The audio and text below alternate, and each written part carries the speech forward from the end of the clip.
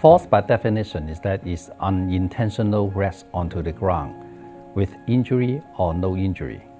And falls is so important because this is very common. About the age of 65, 1 in 3 of the seniors living in the community, they will have at least one episode fall. And about the age of 85, then there is almost up to 50% that you have a fall. Unfortunately, that can lead to a lot of problems. It can lead to increased morbidity. For example, you can have an injury, you can have fracture, you can have a lot of problems, or even can increase in the mortality. For example, for people with a fractured hip, the mortality is going to be much significantly higher, about 20 to 40% more on the coming 1 year. That can lead to hospitalization, going into the long-term care, decrease your confidence, decrease your independence. The clients that come in to see us, many of them have been referred for falls, and so by the time they get to us, they have had a significant number of falls, or at least some type of falls history.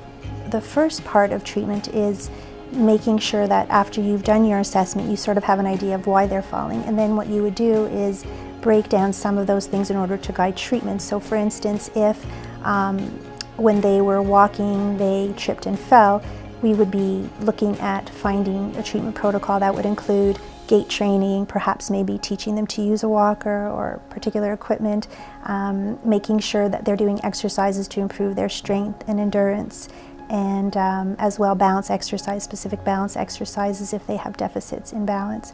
And we also want to ensure that we do a lot of falls prevention education so that they are able to make some changes, so we actually problem solve with them. So if they are saying that they've had several falls going to the washroom, well then we want to make sure there are equipment in place for them and the proper supports. There are definitely several things that you can do to reduce the risk of falls. One thing would be to use the appropriate gait aid, particularly if a walker was recommended, then chances are you need to use a walker, and that could certainly make you ambulating more safely and again staying independent. Another very important piece of equipment that is very available is the personal safety system, which is something that you carry in your home, and particularly if you're living alone, it's basically a personal safety system that you wear on your wrist or as a necklace, and that gives you immediate access in case you're in trouble and you have a fall. The next thing would be to make sure that you're doing exercise regularly, so maintaining your strength, your endurance, making sure that your balance is good and that you're doing balance exercises on a regular basis, that you're challenging that system. And also a falls prevention program is very effective in, again, identifying some of the risks associated with falls, and hopefully that will keep you safer.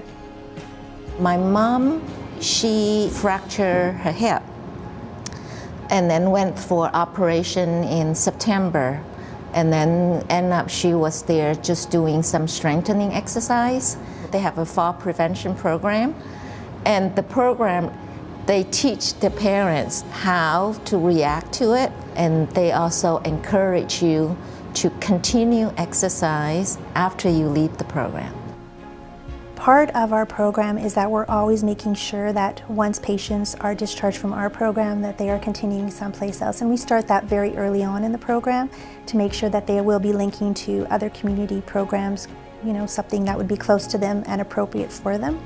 And we spend quite a bit of time to make sure that they are, because otherwise we know what will happen is that they will end up not maintaining all the gains they've made, and they'll end up likely having a fall or back with us, and we want to see them do well in the community. We want to see them do well on their own.